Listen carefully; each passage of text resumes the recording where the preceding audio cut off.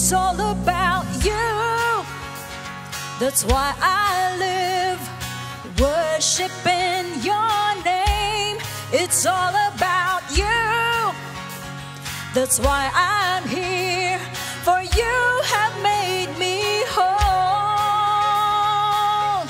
I shout your praise above the earth, for you deserve more than this.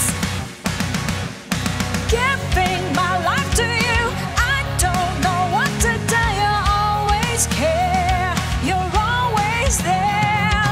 Hold me, don't let me go. I couldn't ask for more, 'cause you, my God, you've given your all in all.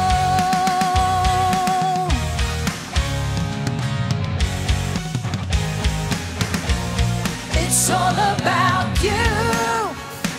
That's why I live worshiping your name. It's all about you. That's why I'm here, for you have made me whole. I shout your praise above the earth, for you deserve more than this. Giving my life to you, I don't know what to do. You always care, you're always there. Hold me, don't let me go. I couldn't ask for more, 'cause you, my God, you've given your all in. Giving my life to you, I don't know what to do. You always care, you're always there. Hold me, don't let me go. I couldn't ask for more, 'cause you, my God, you've given your all in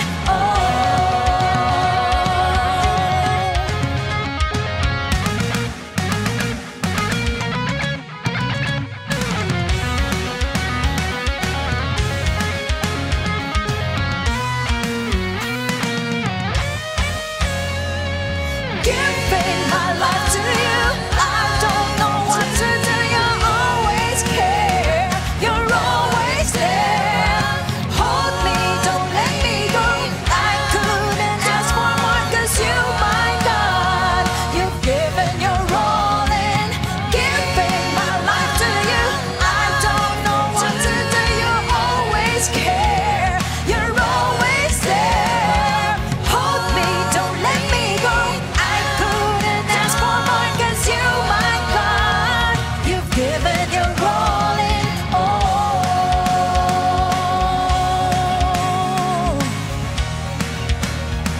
You've given your all in all.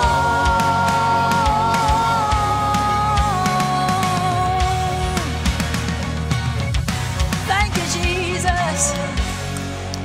You've given up your life, oh God, just to save me, just to set me free.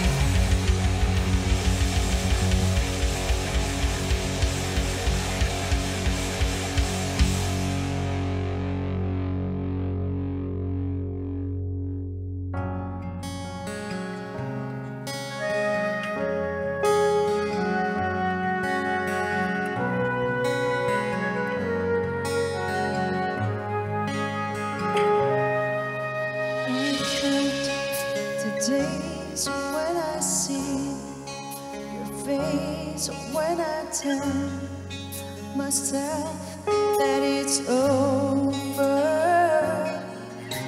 I grope in the dark, searching for the spark of the light that is now slowly fading. I can't believe I've come this far, but still like to go back. And the cross I carry inside made me liquefied. Close my eyes in the middle of night, in the rush of dawn, throwing the tears in my eyes, 'cause I'm melting. Oh, I'm melting. My heart's so crushed and my faith is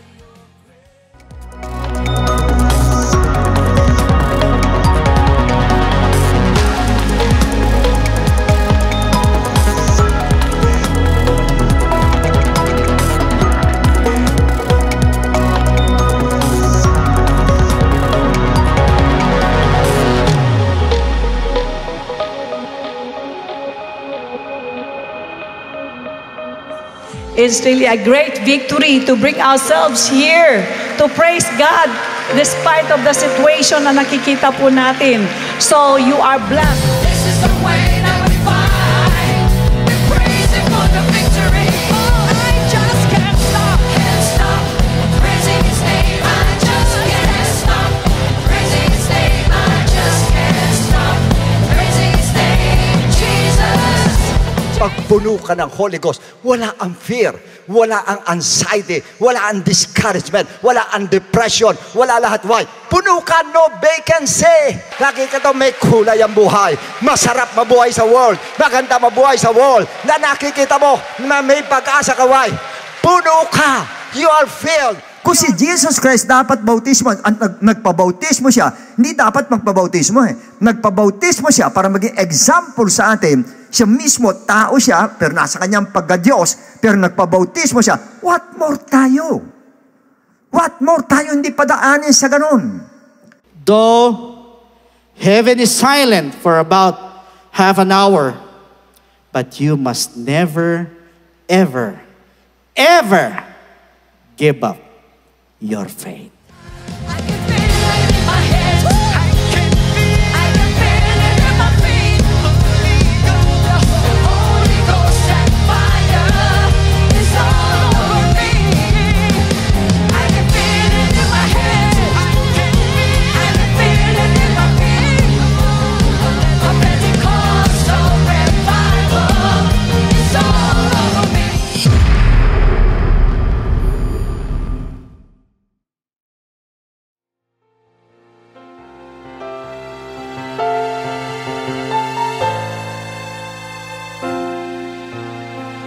Amen. Purihin po ang ating Panginoon. Napakaganda pong tignan na tayo po sama-samang muling magpuri sa ating Diyos at magpasalamat. Lumayong ka sa likod mo, sabi mo magandang umaga sa iyo. Alright, magandang araw po sa inyong lahat. At sa lahat po ng mga kapatiran natin na nasa Luzon, Visayas, Mindanao, at sa mga international extension churches natin. Ganon din po sa inyong lahat na nakatune in at makikiisa pong maghandog sa ating Diyos na buhay para po sa pagsamba, sa pasasalamat at sa pakikinig ng kanyang dakilang kalooban. Welcome po sa Friends Again ng Jesus Christ. To God be the glory. Amen. Purihin po ang ating Diyos na buhay. Sabi mo naman sa katabi mong, masaya ako. Alam po ninyo, pagka sinasabi natin masaya tayo, naririnig yan ng ating mind at inuutusan niya lahat yung mga body organs natin na maging masaya din sila. Amen. Praise God. Psalms 84 verses 10 to 12. For a day in your courts is better than 1,000. I would rather be a doorkeeper in the house of my God than dwell in the tents of wickedness. For the Lord God is a sun and shield. The Lord will give grace and glory. No good thing will be withheld from those who walk uprightly. O Lord hosts, blessed is the man who trusts in you. Purihin po ang ating Diyos. Ngayon po na malapit na po na dumating ang ating Panginoon, lagi nating ipakita sa ating Diyos ang ating napakalaking pagtitiwala. Alam din naman natin na sa Kanya nanggagaling ang proteksyon at inatamasa natin. Alam din natin na ang kabutihan ng Panginoon ay lagi po natin tinatanggap. Pero ano po yung mga ginagawa ng iba? Pagdating po sa pagsamba sa ating Panginoon, tinatamad po. Pero tayo kailangan wag po tayong tamarin sa paglilingkod sa ating Panginoon. Dahil ano ang sabi ng psalmist po? Mas gusto niya na nandun siya daw sa loob ng gawain ng Panginoon. Maging kahit doorkeeper na lang siya, papayag siya. Nandyan lang siya sa gawain ng Panginoon. Kaysa makitamasa siya dun sa mga good things, sa mga wicked ones. Kaya tayo, isang mabuting bagay na nagbigay tayo at naglaan tayo ng panahon sa ating Diyos na buhay na alam natin na sa Kanya nanggagaling ang lahat ng nasa atin ngayon. Amen. Praise God. Isang palakpak muli sa ating Panginoon. Yuko natin ang ating mga ulo. Let us pray. Dakilang Ama, maraming salamat po sapagkat alam namin na ang lakas namin na dumalo sa gawain mo ay galing lamang sa inyong kahabagan. Sapagkat mga hinirang mo ang iyong mga anak na nandirito. Ngunit hinihiling namin na iunat mong mapagpalang kamay. Basbasa mo po kaming lahat, Lord. Sino man na may daladalang problema, alisin mo po ito sa kanilang isip at puso. Maging kapahingahan nila ang gawain mo, O Diyos. Gantimpala mo, Panginoon, ng iyong kalwalhatian ng mga anak mong patuloy na naglilingkod sa inyo. Igawad mo, Panginoon, ng maayos na kaisipan, maliwanag na kaisipan, upang ang lahat ng mga bagay na mapapakinggan namin mula sa aming beloved Bishop ay tumuloy sa aming puso't kaisipan. Tinataas din namin ang aming beloved Bishop, Lord. Sa ganang sa Kanya, wala po siyang masasabi sa amin. Ngunit hinihiling namin ang double portion ng anointing mo, O God, ipagkaloob mo sa aming Bishop, upang sa ganon, sa Kanyang pangangalan sa kalagitnaan namin, makain po namin ang salita ng Diyos na kailangan pong pagpapatibay po sa aming buong katauhan. Maraming salamat po. Nagtitiwala po kami sa tagumpay ng aming pagtitibo na to, na kayo po ay maluwalhati namin at malugod ka po sa amin. Sa iyo po lahat ng kapurihan, Lord. In Jesus' name we pray, and everybody say, Amen.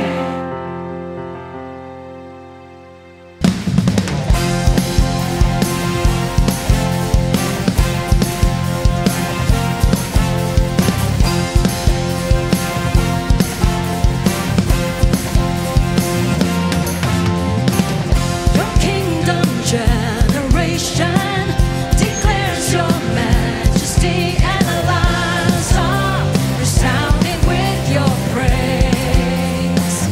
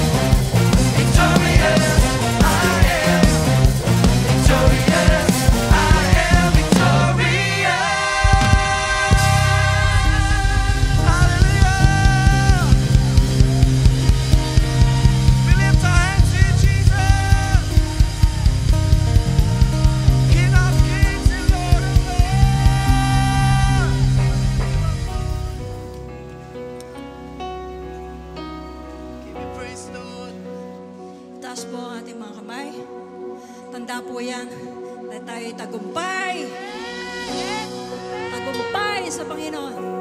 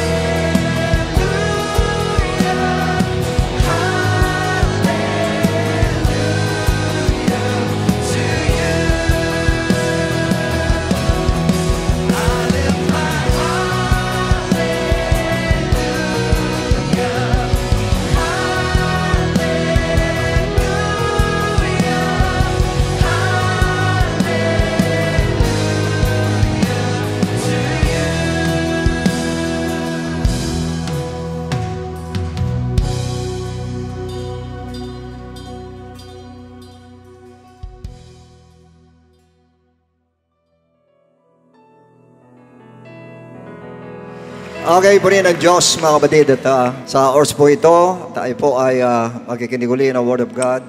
Okay, the book of Acts, chapter 8, beginning from verses 1 to 4. Now, Saul was consenting to his death. At that time, a persecution arose against the church, which was at Jerusalem. And they were all scattered throughout the regions of Judea and Samaria except the apostles. And devout men carried Stephen to his burial and made great lamentation over him. As for Saul, he made havoc of the church, entering every house and dragging of men and women, committing them to prison. There were those who were scattered.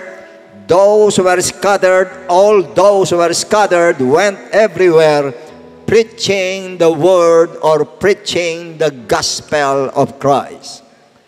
Okay, brothers and sisters, our subject today is entitled Counter-Attack.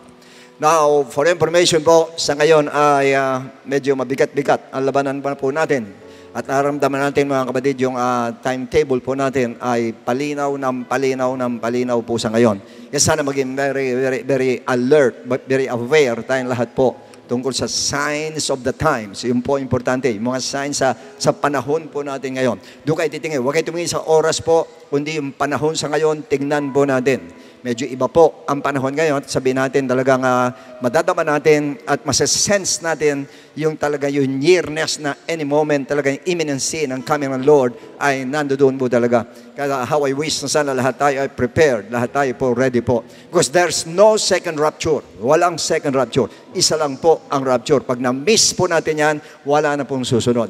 Kaya kailangan po mag-grasp natin ang opportunity na pagtunog ng trumpet ng Lord ay lahat po tayo ay makasama po sa Kanya.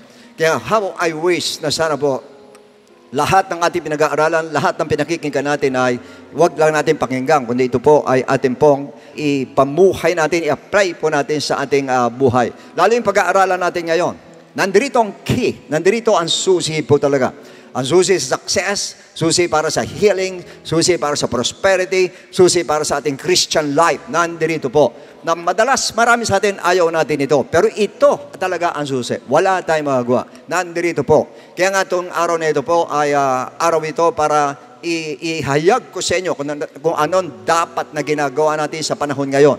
Kung saan tayo dapat nakakonsentrate sa panahon ngayon. Walang masama sa hanap buhay natin. Maghanap buhay po tayo. Magugutom tayo pag walang hanap buhay po. Pero aside from that, kailangan po meron tayong ginagawa na para sa atin, Lord, na alam natin na yun ang gusto ng ating Panginoon.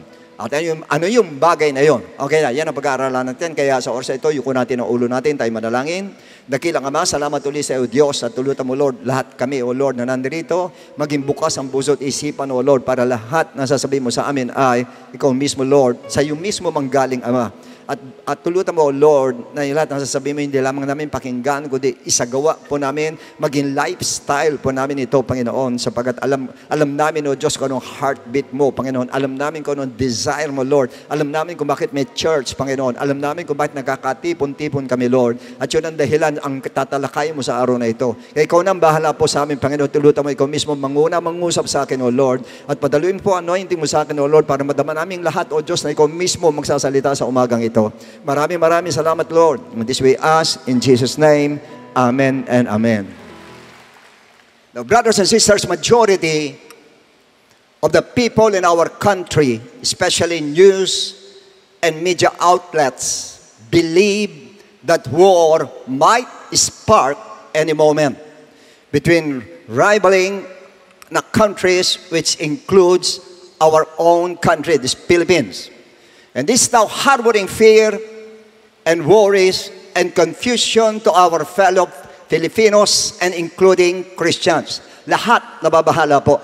Now, sa parteng ito, hindi natin alam, little do we know that we are already at war the time we accepted Christ.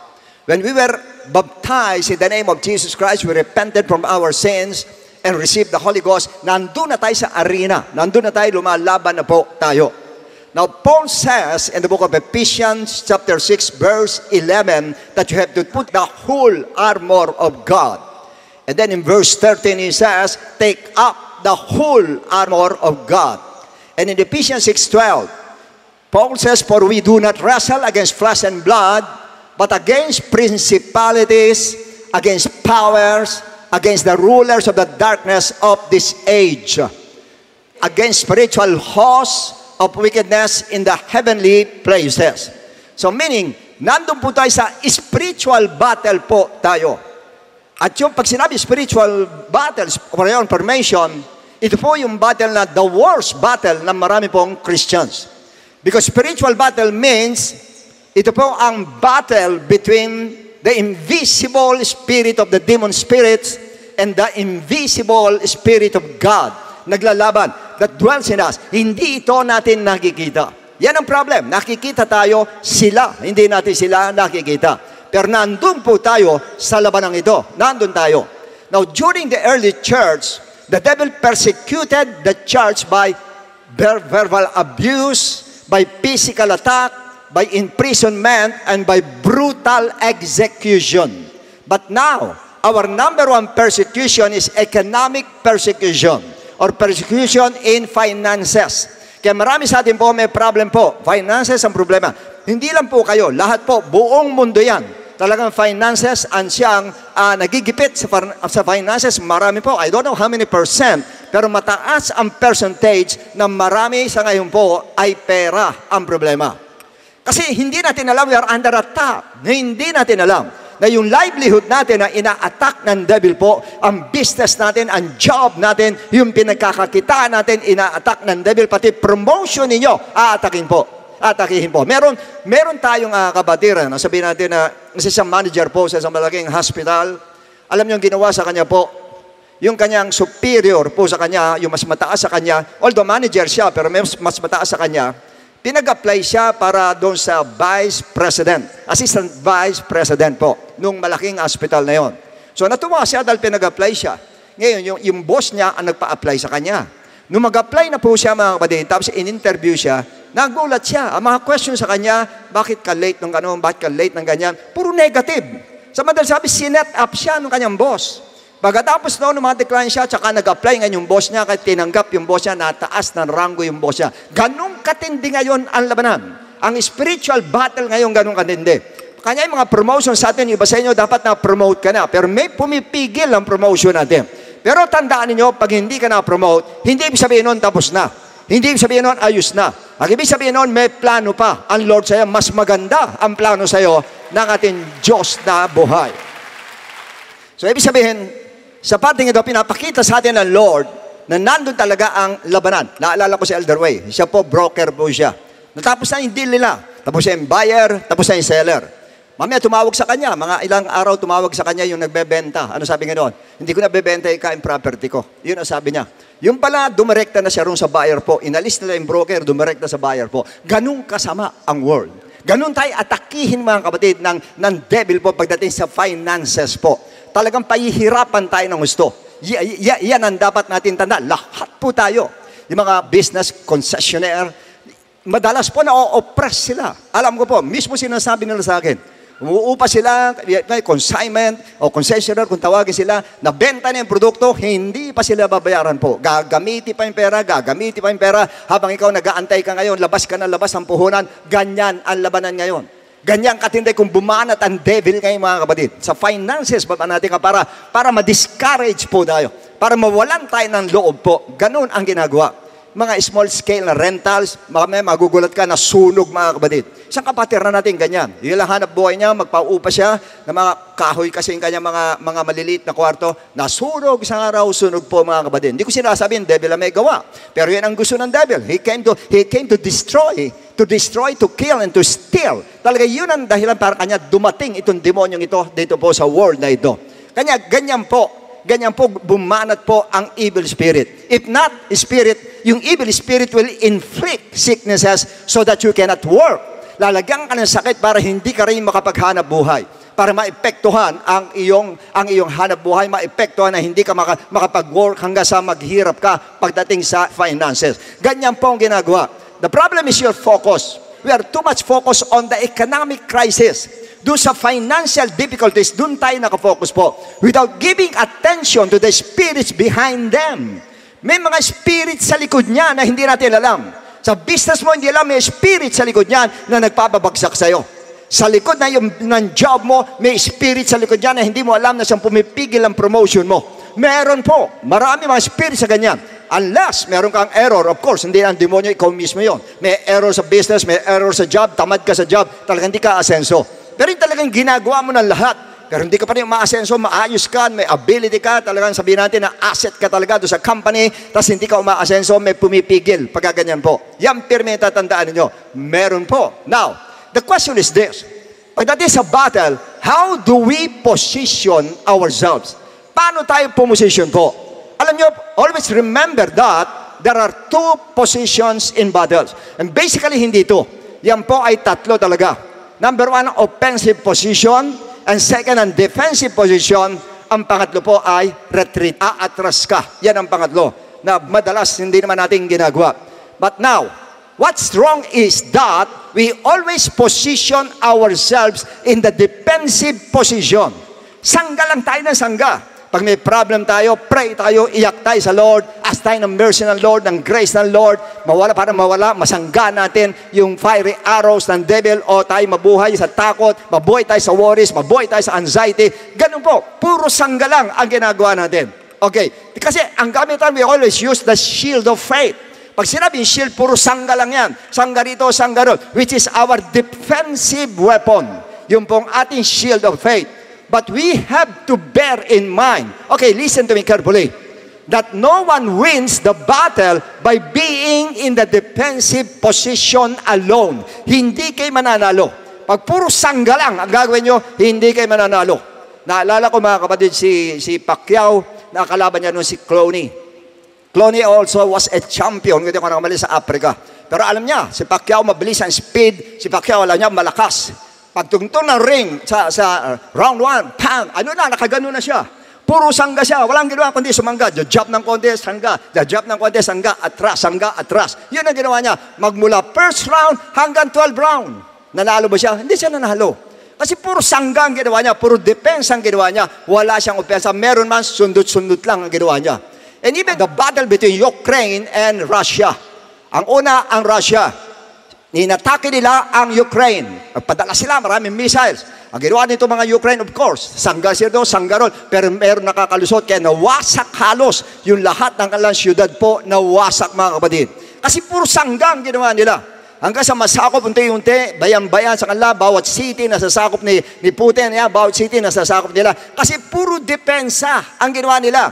Jab lang sila konti, susundot ng konti, lalaban ng konti, tapos depensa.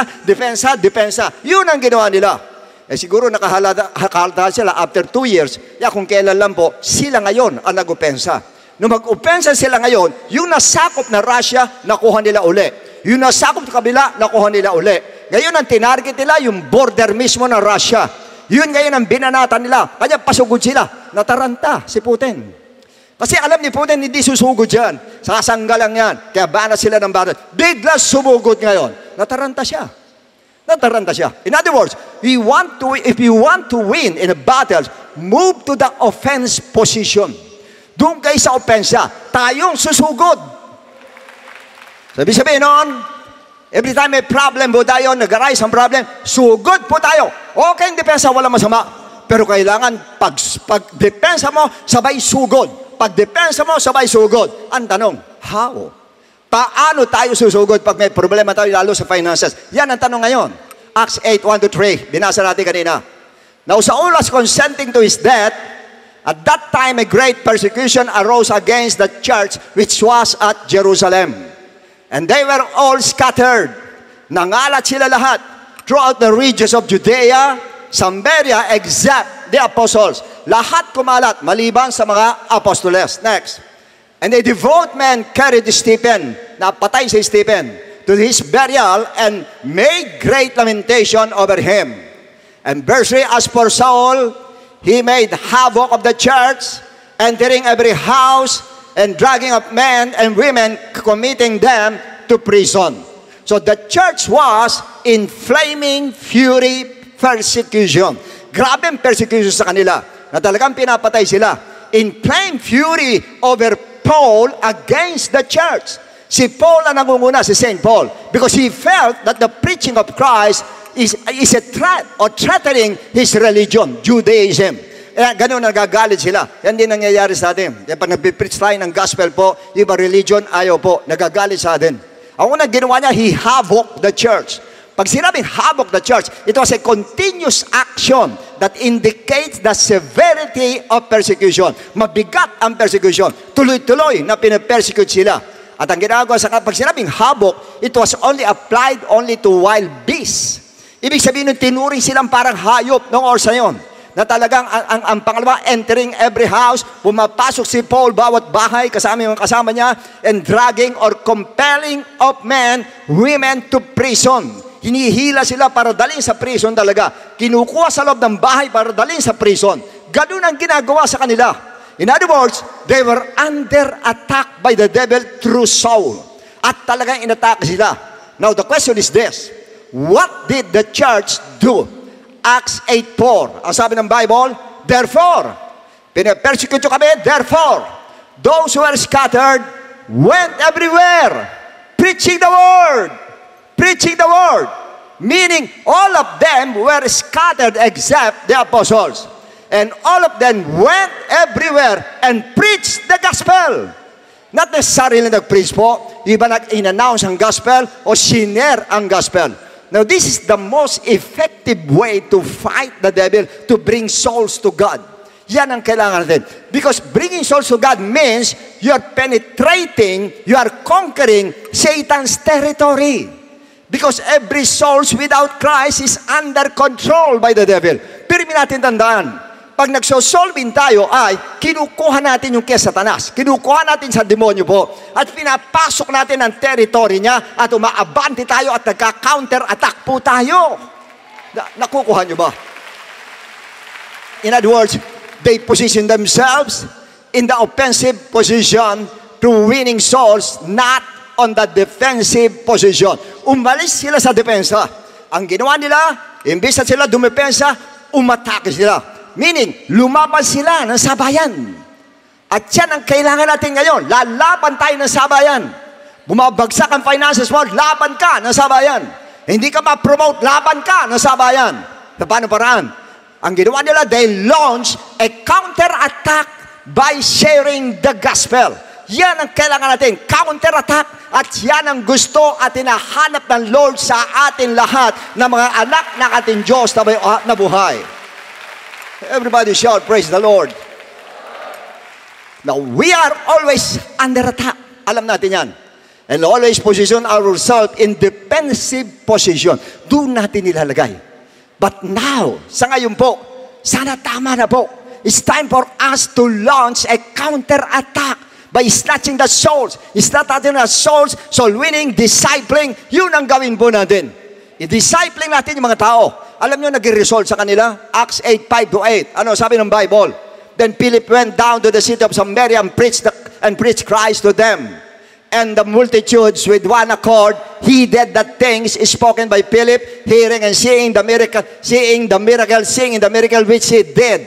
And for unclean spirits, crying with a loud voice, came out of many who were possessed, and many who were paralyzed and lame were healed. Nagkaroon ng miracles. And there was a great joy in that city. Despite of the fact na nandoon po ang severe persecution, pero nandoon ang great joy. Kasi why? Kasi lumaban sila. Kaya nagkaroon ng healing, nagkaroon ng miracle, took place, and most of all, great joy nandoon sa kanila. Yung heart nila punong-puno ng joy. Despite na nandoon ang severe persecution, nandoon ang joy sa kanila. At yun ang dapat nasa atin. Sa kabila ng problema natin, dapat may joy po tayo. May problema tayo, may joy po tayo. Kahit may sakit ka, dapat may joy po tayo. May problema sa pera, dapat may joy po tayo. Yun ang kailangan natin.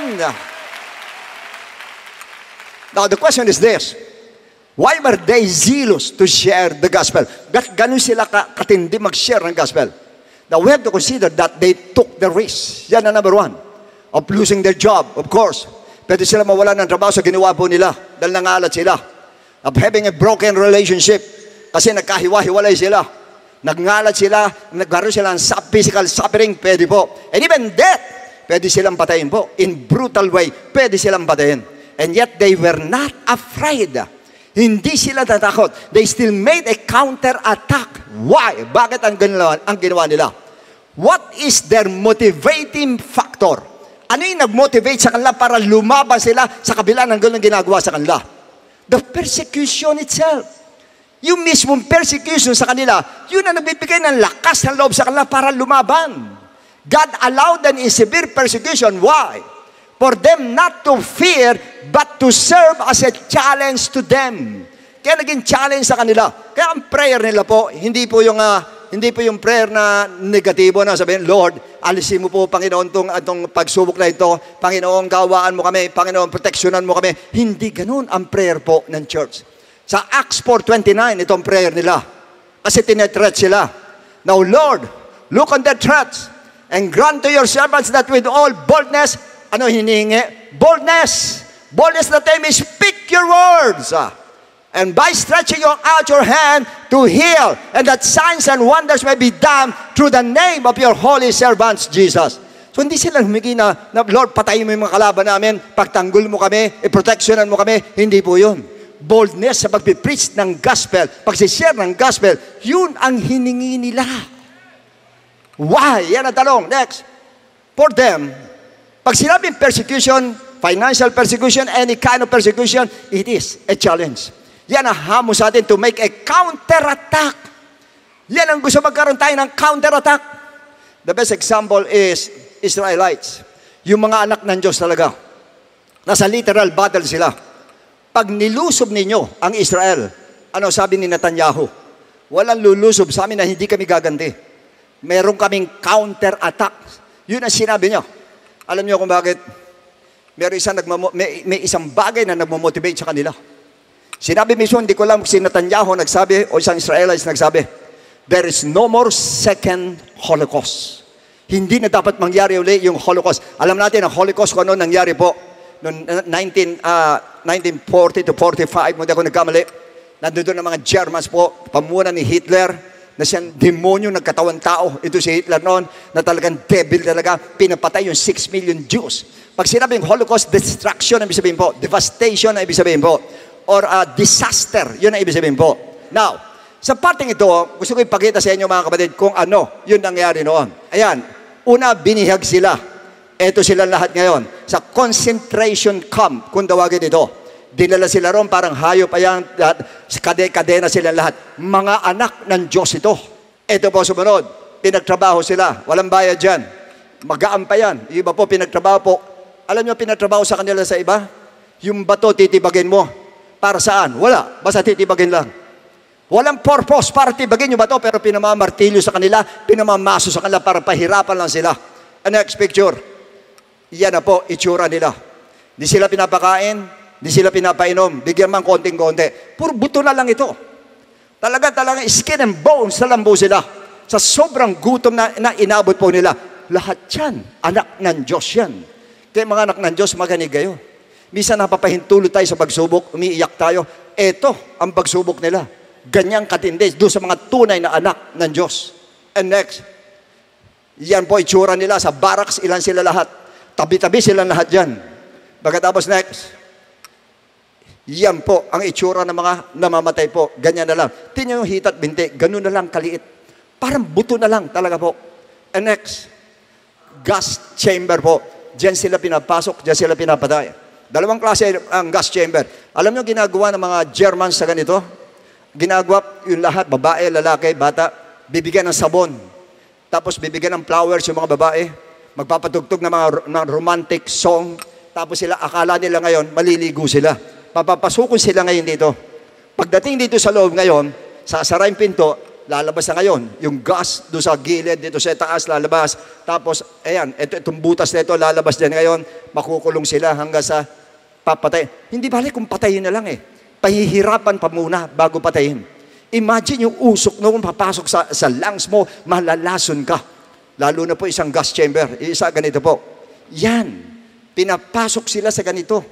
Hindi ko alam, isa o dalawa, tatlo, pinapasok sila sabay-sabay dyan. Tsaka bubuksan yung gas ngayon, tsaka bubuksan. At ito, itsura ngayon, mga namamatay. Ganito lang ang nangyari sa mga anak ng Diyos. Ganito katinding pagsubok na nangyari sa kanila. Kanya yung sinasabi, wala nang pangalawang Holocaust dahil hindi na sila papayag na ganyanin sila. Next. Ayan po, ayan, kanya-kanyang parang, para ba yung nilalagyan ng mga kinikremate? Ito hindi, tao nilalagay dyan, buo nilalagay sila. Next, ano result? Ganyang karami ang batay. Para lang aso, para lang hayop. Nakaganyan sa lasalansan sila mga kapatid na pinatay sa gas chamber. Ayan po, tinutuntungan lang nila. Hindi lang po tinutuntungan. Mass grave ang ginagawa po nila. Yuhulog na lang sila doon, huhukay sila, huhulog. Ayan, halos mga buto na itong mga namatay na ito. Ganyang karami ang namatay. 6 million ang namatay. 6 million. And next, binubuldoser na lang.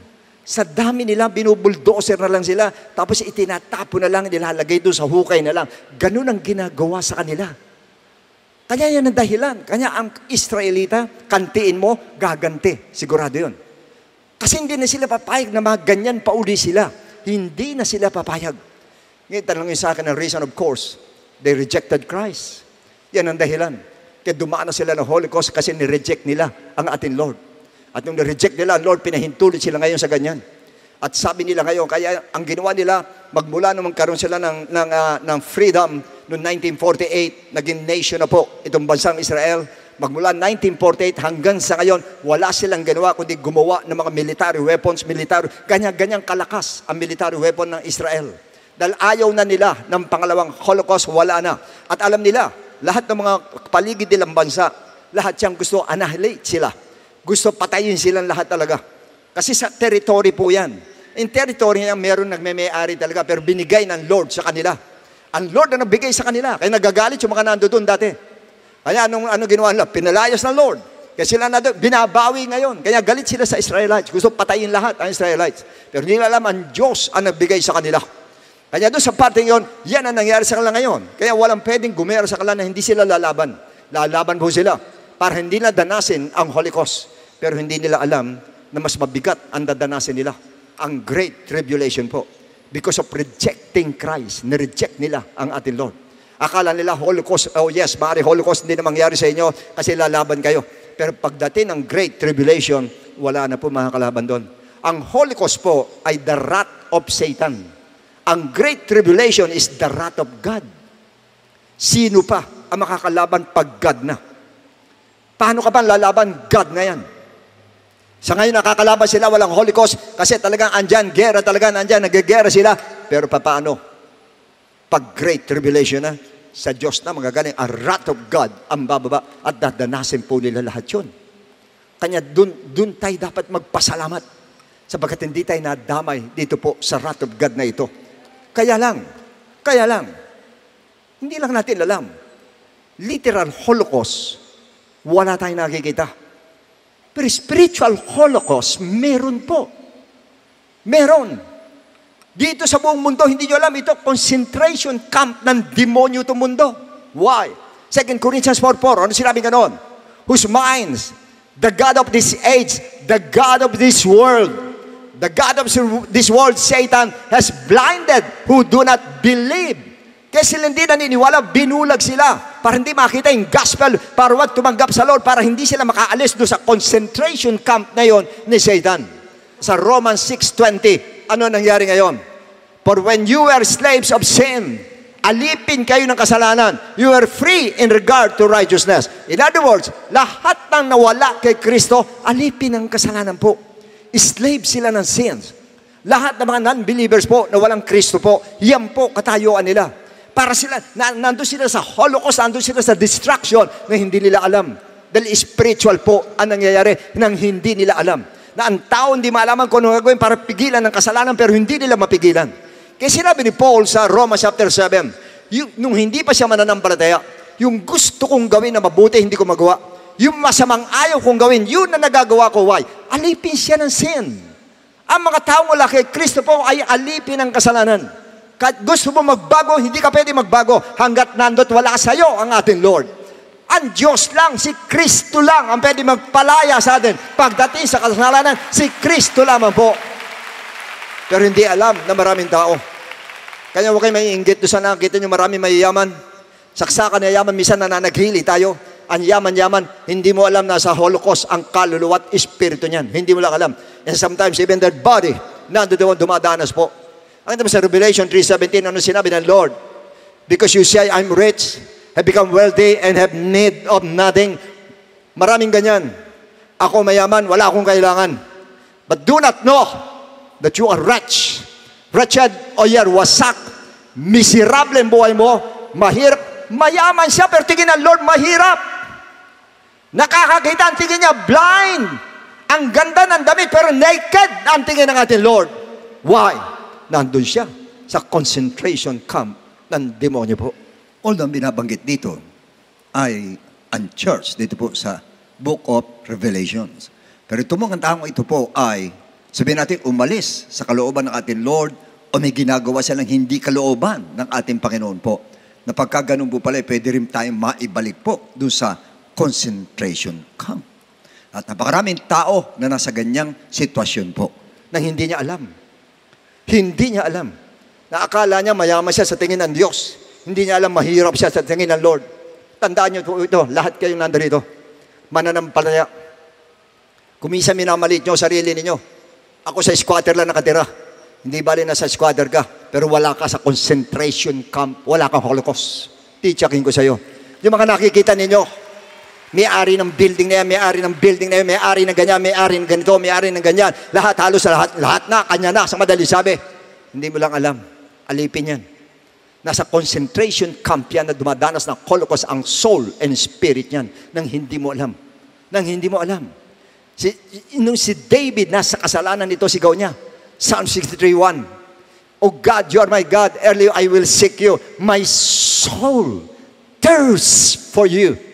My flesh longs for you in a dry and thirsty land where there is no water. Ganyan po ang kalagayan ni David nung oras na yun dahil siya po ay nakalubog sa kasalanan. At ganyan din po ang kalagayan ng mga taong nandoon po at nabubuhay sa kasalanan. Uhaw sila, gutom sila, malnourished sila. Kung nakita nyo rin kanina, butot, balat na lang. Ganyan po, spirit na marami. Ganyan po ang soul na maraming tao na wala pong Kristo sa puso. At nakalubog sa kasalanan. Ganyan ang kalagayan nila. Nasa Holocaust sila nung oras yun. Kanya nga sa Acts 16, si St. Paul mismo, ang sabi ganoon, and a vision appeared to Paul in the night. Nakaroon ng vision. A man of Macedonia stood and pleaded with him. Nakikiusap sa kanya saying, come over to Macedonia. Pumunta ka sa Macedonia and help us. Help us. Ay, sabihin na, help us. Wala silang pera? Hindi po. Ang soul nila humihingi ng help. Ang soul nila nangangailangan ng tulong. Kanya si St. Paul ang pinapunta nila. Si St. Paul ang pinapunta ng Lord. Dahil alam ng Lord, si St. Paul po ay nagre-rescue ng ganyan. In other words, hindi nyo lang alam. Ang dami sumisigaw ng help. Yung mahiyamang yan, yung soul and spirit yan, sumisigaw ng help. Yung nakikita nyo mga kilala ng mga sa showbiz yan, kung makaporma yan, talaga akala mo talaga nga okay na okay siya. Sumisigaw ang soul yan. Sumisigaw na help. Sumisigaw, tulungan mo kami. Sumisigaw kanino? Sa mga mananampalataya. Sa mga mananampalataya. Sumisigaw na tulungan sila. Napakaraming ganyan. Napakarami. Hindi mo alam, minsan sa loob ng bahay ninyo, yung hindi pa nako-convert sa loob ng bahay ninyo, sumisigaw ng help. Yung minsan kasama sa bahay, sumisigaw ng help. Mga relatives mo, sumisigaw ng help. Kaibigan mo, ganun din. Ang boss mo, kung makasigaw, ganun na lang. Pero hindi mo alam, yung soul niyan, sumisigaw ng help. Pero hindi mo alam. Hindi mo alam. Hindi mo narinig why. Hindi ka sensitive sa spirit ng Lord. Pag sensitive ka, masesense mo na yung taong yan ay nangangailangan ng tulong. Hindi nakikita sa panlabas yan. Ang itsura ng mga mapoporma lahat yan pagdating sa labas. Talagang matikas yan pagdating sa labas. Pero yung loob niyan, bulok na. Ang loob niyan, uhaw na. Ang loob niyan, gutom. At kailangan ng tulong ng ating Diyos sa buhay. Ganun ang nararamdaman yan. Ilang bilyon ang tao sa world. Ilan lang ang may Kristo sa puso. Hindi ako nagkamali na sa million lang. Wala pa yata ang bilyon na may Kristo sa puso. 8 billion na kayo. What about those 7 billion people na walang Kristo sa puso? Sumisigaw lahat ng help. Sumisigaw. As a matter of fact, marami sa atin kanya ka dinala doon sa lugar na kinalagyan mo ngayon. Kanya ka dinala dyan sa opisina ang kinalagyan mo ngayon. Marami sumisigaw ng help dyan pero hindi mo napapansin. The busy ka doon sa hanap buhay mo. Dahil ayaw mo maghirap, nasa mind mo, pero may kinabukasan, hindi mo lang sigaw na ng sigaw ng help yung katabi mo. Marami sumisigaw na ganun. For information, the devil wants to repeat the Holy Ghost in our Christian life. Kung tutuusin po. Kanya yung mga taong yan, mga kapatid, nasabihin natin na nakikita natin mga non-believers po, dumadana sila ng spiritual holocaust na hindi natin alam. Ang papayat na nila. Ganun na itsura ng soul nila. Ganun na itsura ng spirito po nila. At hindi lang yon. Nakalubog lahat sa kasalanan yan. At hindi sila makaahon talaga. Gusto nila umahon pero hindi sila makaahon doon sa kasalanan. Kinalalagyan po nila. Why? Walang Kristo. Pag wala kang Kristo sa puso, imposible makaahon ka sa kasalanan. Imposible maiwasan mo kasalanan pag wala kang Kristo sa puso. Imposible. Pero pag nasa iyo si Kristo, ay talaga nandoon, may tutulong sa iyo, may bubulong sa iyo, may hahatak sa iyo, may tutulong sa iyo, at sasabihin sa iyo, wag yan anak, wag yan anak, wag yan anak, may tutulong sa iyo. At ang conviction mo sa sin, ang bigat ng conviction. Nako-convict ka, parang nababagabag ka, dahil mong kasalanan yung ginagawa mo. Merong conviction. Pero pagka po wala sa Kristo sa puso, walang conviction yan. Nai-enjoy nila kasalanan na hindi nila alam. Bawasak ng bawasak yung soul nila. Bawasak ng bawasak yung soul and spirit nila. Hanggang sa hindi nila alam, gutom na at halos patay na. Dying soul, kung tawagin po. Minsan kung tawagin natin lost soul, hindi lang lost soul. Dying souls ang mga yan. Mamamatay na, mga espiritu niyan. At yung iba, nakamatayan na. Nakamatayan na. Na-share hindi tumanggap, namatay. Saan ang tuloy niyan? Once you do not believe that Jesus Christ is the Messiah, Jesus Christ is the Savior, alam mo na kung saan ka tutuloy. You are condemned. Sinabi ng Lord, John chapter 3, that those who do not believe, you are condemned. Lahat daw na hindi naniniwala sa Kanya, you are condemned. Yun ang pinakamabigat na kasalanan po sa mundo. Yung huwag kang maniwala kay Jesus Christ. Huwag kang maniwala siya magliligtas sa iyo. Huwag kang maniwala sa gospel ng ating Lord. Yan ang magpapahamak sa tao. Para ka na sa Holocaust pagka ganyan ang ginawa mo. At napakaraming taong ganyan. Pinagtatawanan pa salita ng Lord. Pinagtatawanan ng gospel ng ating Panginoon. At lalo ng panahon ni Noah, pinagtawanan nila yung kaligtasan. Ando ng arka, pinagtawanan nila. Umaarawi ka, nagtayo ng arka sa bundok pa, nagtayo ng arka. Pero nang umulan, ano nangyari sa kanila? Patay lahat mga kapatid. 8 lang ang nakaligtas po. Lahat sila, lunod sila lahat. Kanya, kung titingnan niyo yung world, ito'y parang spiritual na concentration camp. Ito ng demonyo po. At nandoon lahat ng klase ng kasamaan dito sa world na ito. Nandirito sa world lahat.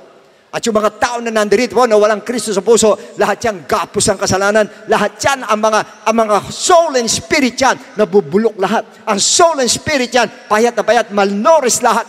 Dahil hindi nakakain ng salita ng Lord. And they need help. They need help. Kailangan nila ng tulong po. Kanino? Walang iba kundi sa atin. Sa atin manggagaling. And would you believe? Sa Acts chapter 8, kanya sila pinayagan ma-persecute. You know why? Kasi nagsama-sama sila. Ayaw nila mangalat. Pinapersecute sila ng Lord para kumalat sila, para ma-share ang gospel, para sila makapag-save ng mga tao. At yan din ang dahilan kaya tayo nagkakaroon ng persecution pagdating sa finances.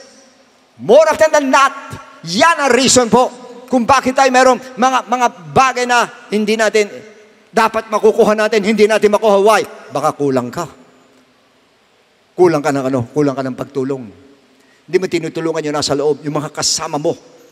Alam mo, tinuro ko na sa inyo yan. Ang word natin walang iba kundi ang kung saan ka nilagay ng Lord. Una, ang word mo, sinabi ng Lord, go ye into the whole world. Matthew 28:19. Go ye into the whole world and make them my disciples. Ano yung word natin? Yes, literal word, yan lahat ng yan. Di tayo pwede pumunta sa buong mundo. Paano pumunta sa buong mundo para ma-share ang gospel? Ang mahal ng pamasahe. Yan po ay doon sa word po natin. Kung saan ka lagay. Unang word ninyo, yung pamilya ninyo. Yan ang unang mundo mo, yung pamilya mo. Siguraduhin mo doon sa pamilya mo, wala sumisigaw ng help. Pangalawa, yung pinapasukan mo. Siguraduhin mo doon sa pinapasukan mo, lahat na sumisigaw ng help, nasa-sharean mo. Hindi ko sinasabi makukuha mo lahat. Pero dapat alam mo, masishare mo dapat sila. Minsan sa atin, ang kumpanya pinapasukan natin, napakarami ng pinapasukan natin, ando mga empleyado, ando doon. Meron ka ba na-share dyan? Meron ka ba na-invite dyan? O sinibayin mo lang minsan, pagkatapos wala na. Hindi ganon. Pag help ang kailangan yan, tsatsagain mo talaga. At ang pangalawa po, relatives natin. Ilang mga relatives natin sumisigaw ng help na hindi natin alam. Baka nga ibang relatives natin nasa impyerno sumisigaw ng help. Yun ang masakit. Sana habang buhay sila sumisigaw ng help, ay ma-rescue natin sila po.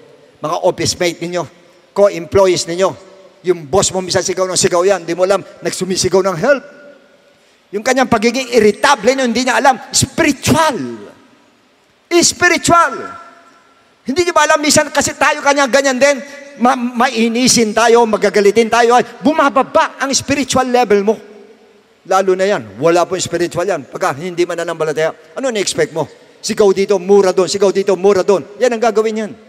Dahil wala sa spiritual. Gutom ang spiritual niya. At ikaw iniintay ng Lord para tulungan yan. Sa inyo mga kabataan sa ngayon, sana hanggat bata kayo, sinabi ni Solomon in the book of Ecclesiastes 12:1, remember your Creator in the days of your youth. Bata pa kayo, alalahanin nyo na, Lord. Paano mo alalahanin? Yan, yung mga kapwa-bata ninyo. Alam nyo, ang kabataan na magbabago ng world, yan ang tandaan po ninyo. Isang araw mababago ang world dahil dyan sa mga kabataan. Yan ang target ng devil ngayon. Nakita nyo yung mind ng mga kabataan, ngayon, iba ang mind nila ngayon. Kanya kayo mga kabataan, nandirito sa Lord, kayo naman ang ahatak sa kanila. Dahil sumisigaw ng help yan, forma lang yan. Jeprox lang yan. Pero yung soul niya nangangailangan. Ang soul niyang gutom. Ang soul niyang payat na.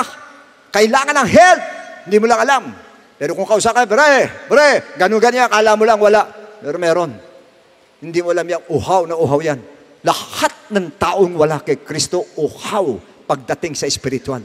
Uhaw sila at gutom sila pagdating sa spiritual. Kaya doon sa partikular, sila nakakulong sa concentration camp, nakakulong sa kasalanan. Ganun nangyayari po sa mga taong wala pong Kristo sa puso. Kaya sumisigaw ng help. Sumisigaw ng help. And sometimes iba sa inyo, asawa mo mismo wala pa sa Lord. Na hindi mo alam, nagagalit sa'yo, hindi mo alam, sumisigaw ng help yan. Kaya alam, minsan napapatulan natin kasi hindi mo alam. You cannot discern. Hindi mo na-discern na kailangan niya ng help. Hindi mo na-discern. Sa ating mga may negosyo kayo, siguraduhin ninyo. Lahat ng tauhan nyo, natulungan ninyo pagdating sa spiritual. Lahat. Pati mga customers nyo, pati mga suppliers ninyo, dapat walang lulusot. Nung kami nagbi-business si Pastora, walang lumusot sa amin. Suppliers, customers, lahat dyan. Pupunta kami sa kanila, sa customers, punta kami, share yan. Pupunta supplier sa amin, share yan. Alam yan ni Brother Season. Alam ni Deacon Season. Deacon Season po, siya supplier namin pagdating sa pagkukulay ng tela. Pag nando doon niya, wala kami ginawa, kundi share siya. Ayan, nakuha siya mga kapatid. Pero kung titingnan niyo siya, parang hindi gutom ang kanyang soul. Pero gutom ang kanyang soul. Kaya nakuha. Meron pa kami nakuha, garments, nakuha rin namin. Sila Pastora Ernie So, ngayon po nandun sa atin elder po, sa Elder Annie So, garments po sila. Sila po, customer namin sa tela. Kaya pagdating namin isang araw, nag-deliver kami tela, sabay preach ako sa kanila ngayon. Diyos-Diyosan ang preaching ko. Sige, preach ako. Tanggap sila, magkapatid. Tanggap, pati yung kanila mga empleyado. Dahil alam ko, sumisigaw ng help. Alam ko, sumisigaw ng help. Kanya yung saltang help na yan, tatandaan ninyo. Basta't non-believers, kahit ano pa itsura niyan, kahit masaya pa yan, kahit tumatalon pa yan, nakikita niyo mga rockers, kung bumanat, di ba, gaganon yan, kala mo, pumoporma talaga, okay na, hindi okay yan. Mga solid spirit yan, puro mahihira, miserable ang buhay ng kanilang spiritual. Miserable. Kahit bigay mo sa akin yung pinakasikat na showbiz person, miserable pag wala si Kristo po. Miserable buhay. Lahat yan. Pati yung mga mayayaman niya, miserable ang pagdating sa spiritual, miserable silang lahat. Naked silang lahat. Wretched silang lahat. Wasak ang buhay nila. Dahil wala silang Kristo sa puso po. Kaya sumisigaw ng help. Kaya sa inyo, mga kabataan, lahat na nandito, ka-eskwela ninyo, kaklase ninyo, pati security guard doon sa inyo, share ninyo. Neighbor ninyo, kaya yung mga inyong kapitbahay, share ninyo. People you encounter outside your world, share din ninyo. Kami kahit sino ma-encounter namin ni Pastora. Share kami, bigay kami ng trucks. Share kami, bigay kami ng trucks. Ganun ang ginagawa namin. Sa aming mga elders, ganun din po. Lahat sila, may baon sila mga trucks, mga kapatid. Kakain sa restaurant, ayun na, sisimplihan yung waiter, ayun na, kakausapin na. Kanya sa parte pinapaalam sa atin. Yan ang sabi ng iba, paano ang hirap mag-share ng gospel baka maka-epekto sa aking hanap buhay, baka ma-epekto sa aking business. Yan ang malaking pagkakamali mo. Listen to me carefully. Mas malaki epekto sa hanap buhay mo at sa business mo pag hindi ka nag-share ng gospel. Hindi nyo ba alam, meron tayo dito, pirmi kong pinatotoo siya. Dahil grabe ang buhay niya, grabe siya pagdating sa pag-share ng gospel po. Binigyan siya, ang dami binigay na hanap buhay sa kanya. Ang problema, sa dami ng binigay sa kanya, nagpatong-patong ngayon yung pautang niya. Umabot na, kung ako nagkamali, 7 million umabot. Nag-pray sa Lord, Lord, paano mo ito? Laki ng utang nito. Pinulong sa kanya ng Lord, pinaisip sa kanya, tigil muna, huwag ka mag-supply, kausapin mo. Tinigil niya, kinausap niya. Alam mo sinabi niya, pinuntahan niya, alam niyo kung sino? Hindi yung nandoon sa collection, hindi. Yung nagbabayad, hindi. Treasurer, hindi. Doon sa taas siya pumunta. Sa pinakamataas siya pumunta. Kinausap niya. Sabi niya, Sir, paano po ako mabubuhay nito? Wala po akong collection. 7 million na po ito nakaipit sa amin. Titigil po na kami. Bahala na po ang Diyos sa amin. Alam ko, ang Diyos namin, magbibigay naman ng customer sa amin yan. Ganun ang mga salita niya. Hindi niyo ba alam ang Diyos? Sinera na niya. Share siya ng gospel ngayon. 6 months, hindi nagbabayad. Sinera niya, sinabi niya, titigil muna kami. Bahala ng Diyos sa amin. Alam ko, magbibigay ang Diyos sa amin. Kayo naman, binigay lang ng Lord sa amin. Hindi kayo nakakabayad. Hinto muna kami. Huhanap kami na iba. Magbibigay ang Diyos sa amin. Ganun siya ka-bold. Ganun siya ka-bold. Ganun niya pinagbabalaki ang Diyos. Hindi siya natatakot. Ganun. Lahat share siya. After 2 days, tumawag sa kanya. Ano sabi nga noon? Mr. Sulit, piniprepare na po. Yung check-in ninyo. Ayun na, makukuha na niya. Masisigil na niya. Why? Hindi siya natakot Lumaban siya ng sabayan. Nilaban niya. Gospel ang pinanlaban niya. Gospel ang pinanshare niya. Gospel ang tinapat niya. Nakasingil siya. Kanya nga, huwag kayo matakot Isa rin sa atin, nagsishare din sa atin. Manager naman ito. Walang patawad dito. Search lady, sige. Kaya share niya. Kukunan pa ng picture, send sa akin. Yung mga waiter, okay. Yung barbero niya, yung gumugupit sa kanya. Pati yung sinera niya. Dinala niya sa church. Kinatsaga niya. Pati itong mga security guard, share niya. Mga managers, sinashare niya. Wala siyang pinili. At yun yung buhay niya. Kaya sinasabi, fulfilled siya. Lahat naabot na niya. Lahat nasa kanya na. Ang tanong, bakit? Andiyan ang susi Kasi yung mga sumisigaw ng help na yun, nandun agad siya. Pag may sumigaw ng help, andun agad siya.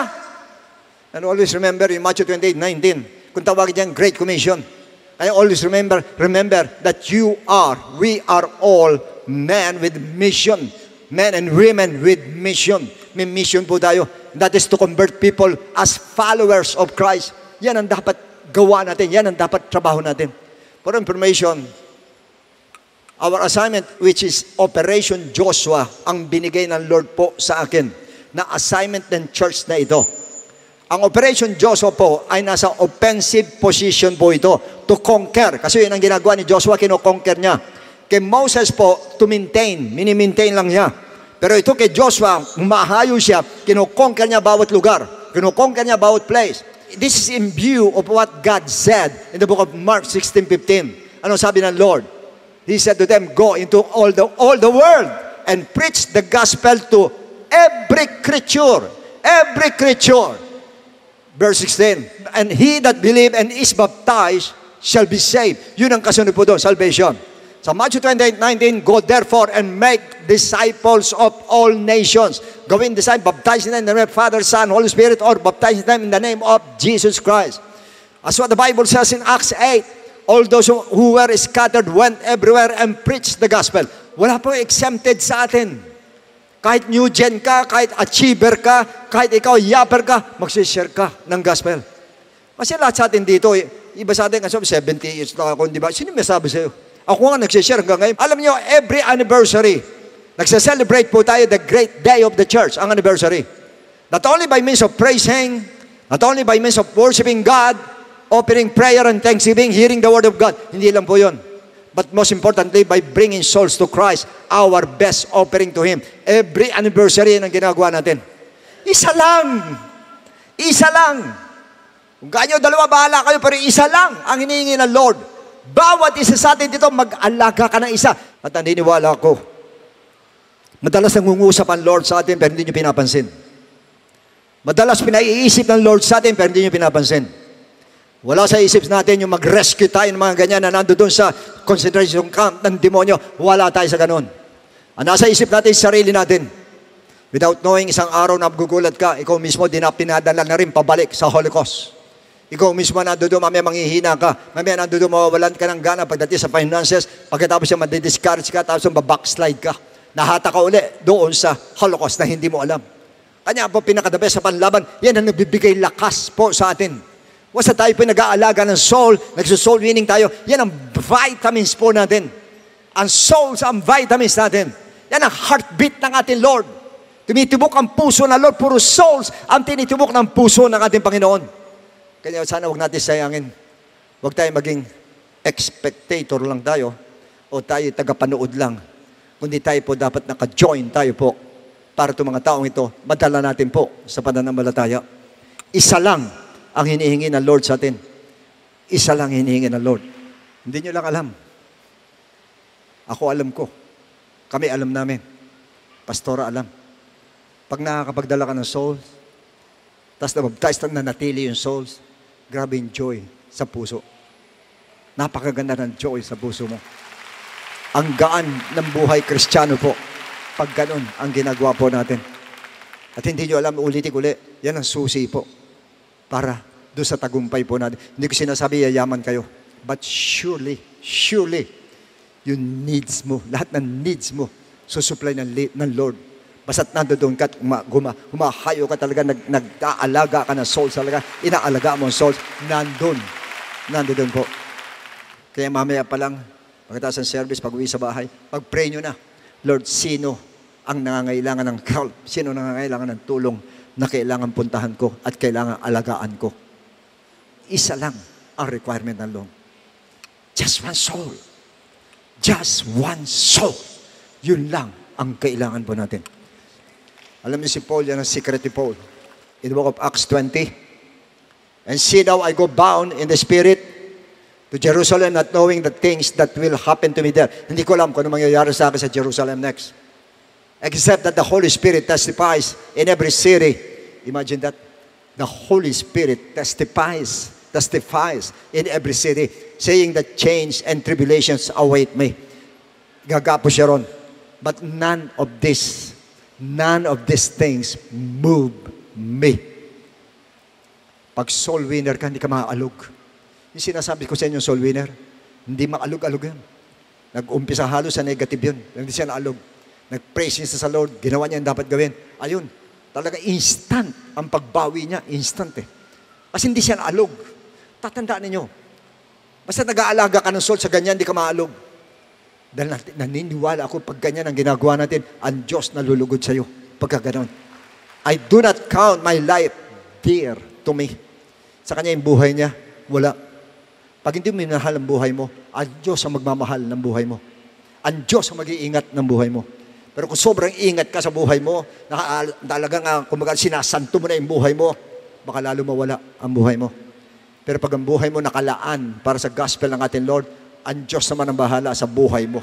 Mula sa kabuhayan mo hanggang sa buhay mo, ang Diyos ang bahala. Why? So that I may finish my race with joy. Yan ang tatalakayin natin sa susunod, the race. Next. And the ministry. Anong ministry, Paul? Which I received from the Lord. Ano yon? To testify to the gospel of the grace of God. Imagine. Tinawag siyang apostoles. Yan ang ministry niya. To testify. Ministry natin lahat yan. Si apostoles, sinabi niya, yan ang number one ministry ko, to testify. Ay, hindi sana gawin natin. Ayan si Paul, fearless siya, wala siyang takot. Even unto death. Why? He was always in the offensive position. Palaban siya pirme. He was always strong. Kanya kasi nakaka-counter-attack sa devil po. Kasi malakas siya pirmi. Wala kayong makakitang nangihina na umaatake. Hindi, pag umatake ka, sigurado malakas ka, kanya ka umaatake. Buong loob, matatag, pasugod, malakas. Yun dapat tayo. When do we start? Now, today. Ngayon po, start natin. We're going to position ourselves in the offensive position. Doon tayo lalagay po. At mag-launch tayo ng counter-attack. Counter-attack against the devil. Yan po ang gagawin natin. That's why we have to go, we have to go, we have to go, go, go, go, go. Lahat po tayo. Lahat po tayo. Into your word. Punta kayo sa word po ninyo. At sinabi ko na sa inyo kanina kung saan ang word po natin. Now yung last verse. There are two things to remember. Ano yan? Number one, for I'm not ashamed of the gospel. Huwag kayong mahiya. Pag mag-i-invite kayo, mag-share kayo, huwag kayong mahiya mag-share. Kahit sino pa yan. Kahit sino pa. Sinabi ko nga sa inyo, kahit kilala pa yung taong yan. Pag sila wala sa Lord, mas superior kayo kaysa sa kanila. Kaya huwag kayo mahiya na number one dyan kasi nahihiya tayo. Huwag ka mahiya. Huwag mong kahiya ang gospel. Dapat ipagmalaki mo ang gospel ng ating Lord. Pangalawa, to remember, ano ba? So, as much as is in me, I am ready. I am ready to preach the gospel to you who are in Rome also. I am ready. Dapat prepare tayo, dapat ready po tayo. O lahat na ready mag-preach ng gospel, magsabing, praise the Lord. Yes, all of us. Dapat ready tayo mag-share ng gospel po ng ating Panginoon. Be ready. Yan ang gusto ng ating Panginoong Hesukristo. Doon po sa ating mga bisita, sa umagang ito, hindi po aksidente pagkakapunta nyo rito. Ito po ay kalooban ng Lord na kayo makaparito sa araw na ito. Kasi may layunin po ang Diyos sa atin po. Kanina binanggit ko na sa inyo, pag wala tayo kay Kristo po, ay mabigat ang buhay po natin. Actually, inaalok namin sa inyo ay hindi po religion. Bahala kayo sa religion po ninyo. Ito po kay si Kristo po, si Jesus Christ po. Kasi may ginawa ang Lord, may ginawa si Jesus Christ na maraming tao hindi nila alam. At hindi nila alam kung gaano kahalaga ang ginawa ng ating Panginoon. Sa cross of Calvary namatay siya, alang-alang sa kasalanan natin. Dapat tayo ang pinako, dapat tayong pinahirapan, pero hindi tayo. Inako ng Lord lahat yun. Siya umako pa rin lahat ng kasalanan natin, mapunta sa Kanya, para mawala sa atin yung kasalanan ngayon. Kaya yun po yung gospel, kung tawagin po yun ang gospel ng ating Lord. Ang gospel ng Lord po sa 1 Corinthians 15:1-4 ay yung kamatayan ni Kristo, yung pong paglilibing kay Kristo, at yung muling pagkabuhay ni Kristo. Maniwala kayo na siya'y namatay alang-alang sa ating kasalanan. Maniwala kayo nilibing siya at ikatlong araw na buhay siya magmuli. Pero ang paniniwala ay hindi sapat. Matakas na natin maniwala, i-apply natin sa sarili natin yung namatay, nilibing na buhay sa panong paraan. Sa Acts 2:38, sinabi ni Peter, nagtanong mga tao, anong gagawin namin? Sumagot si Peter, magsisi kayo ng inyong kasalanan. At yun ang unang gagawin natin mga kapatid. Magsisisi tayo ng ating kasalanan po. Dahil kasi lahat ng tao nagkasala. Lahat po, mula sa akin hanggang sa inyo, nagkasala po. Kaya kailangan lahat ay magsisi ng kasalanan. Pangalawa po, pababautismo kayo sa pangalan ni Jesus. Ang baptism po, libog po yan. Yung po paglilibing ni Kristo, tayo naman ililibing po kasama ng ating Lord po, pati kasalanan para mawala. Pagkatapos tatanggapin ninyo ang Holy Spirit po. Ang Holy Spirit ang kailangan natin because Holy Spirit is power. We need power. Everyone needs power. Kailangan natin power to change. Hindi tayo makakapagbago kung wala ang Holy Spirit po sa atin. At yun, ibibigay ng Lord sa atin. Regalo ng Lord sa atin ang Holy Spirit. At ako nagsasabi sa inyo, once you receive the Holy Ghost, once you receive the Holy Spirit, bago ka na. Iba na. Pati buhay mo bago na. Pati isipan mo bago na. Pati konsepto mo bago na. Pati pananaw mo, bago ang pananaw mo. Yun ang kailangan natin lahat. So meanwhile, pwede bang taas natin ang dalawang kamay natin? At sa oras ito, magsisisi po tayo natin kasalanan. Sumunod po kayo sa maikling panalangin ito ng pagtanggap. Sumunod po kayo sa akin. Amang banal na nasa langit, sa oras na ito, patawarin mo kami sa lahat ng aming kasalanan. Panginoong Jesus, nananampalataya ako na ikaw namatay sa cross ng Kalbaryo. Ikaw ay nilibing at sa ikatlong araw, ikaw ay nabuhay na magbuli. Panginoong Jesus, tinatanggap kita bilang sariling tagapagligtas, bilang Diyos na buhay. Maraming salamat po sa kaligtasang bigay mo. Maraming salamat po magmula sa araw na ito, bago na ang aming buhay. Salamat po, Diyos. In Jesus' name, Amen and Amen.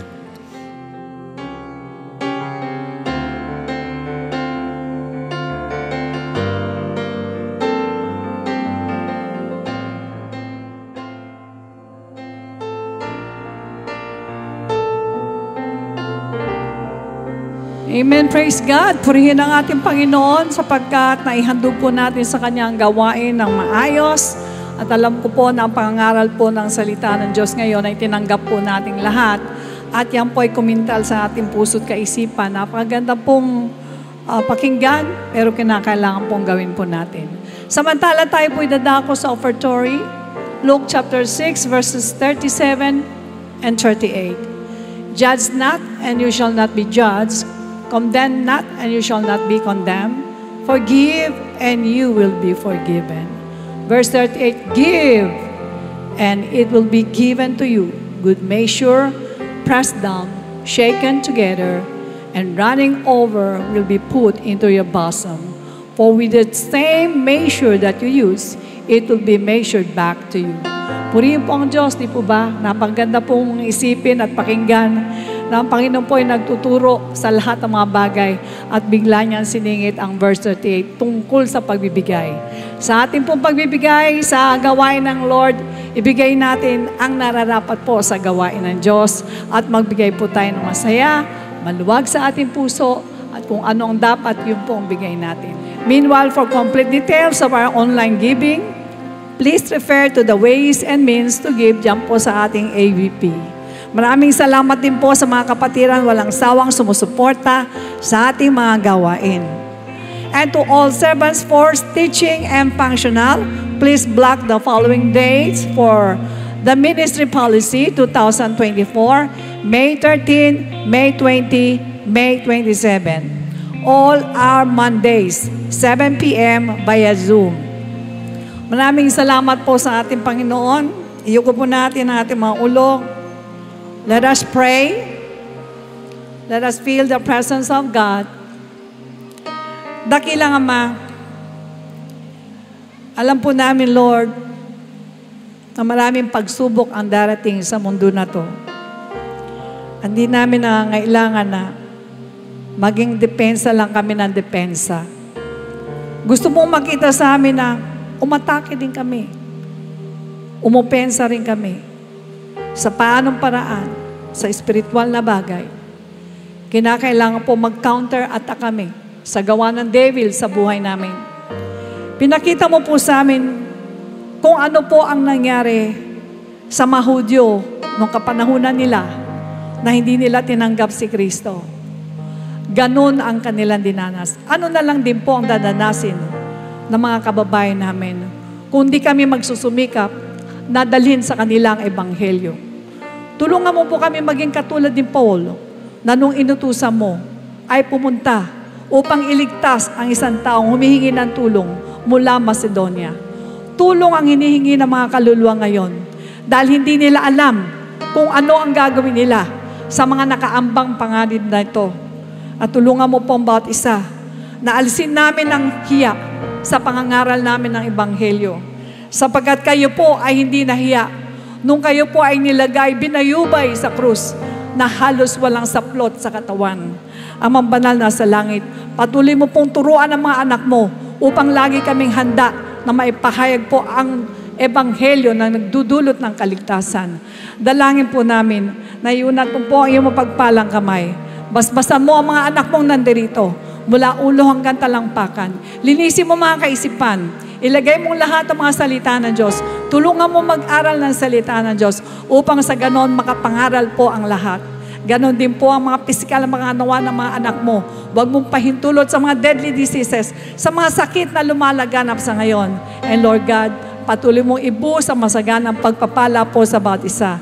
At alam po namin kung paano mo po kami pagpapalain at kung paano po kami idedepensa sa aming kaaway. Maraming salamat. Patuloy po namin pinapanalangin ang aming bansa. Tulungan po, Lord, na huwag kami mapahintulot sa kung ano pa mga bagay na magpapahirap sa amin lahat. Binabalik po namin sa iyo, Panginoon, ang lahat ng kapurihan. Samot na langin namin sa nag-iisang pangalan ng iyong anak na si Jesus. And everybody say, Amen. Amen. Praise God. The Lord bless and keep you, make His face shine upon you, and be gracious to you. Lift up His countenance upon you and give you peace. God bless you, and to God be the glory. A blessed day to all brethren. Let us pay attention to these important reminders. For online giving and Bible study offerings, you may refer to the details on the screen.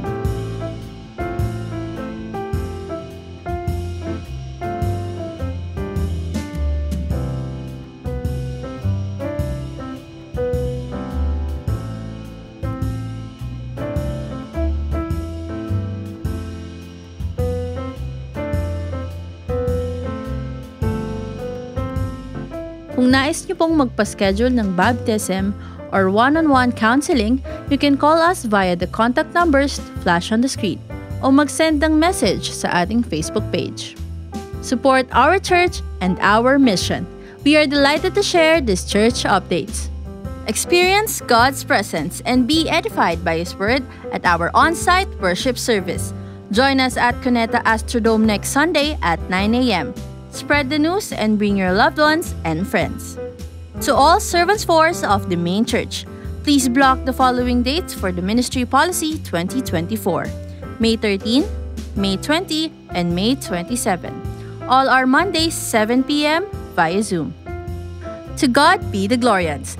Don't miss the exclusive topic of our Servants Force devotion entitled The Gospel of Salvation, which is also a part of the OGEP 101, happening every Tuesday via an exclusive YouTube link.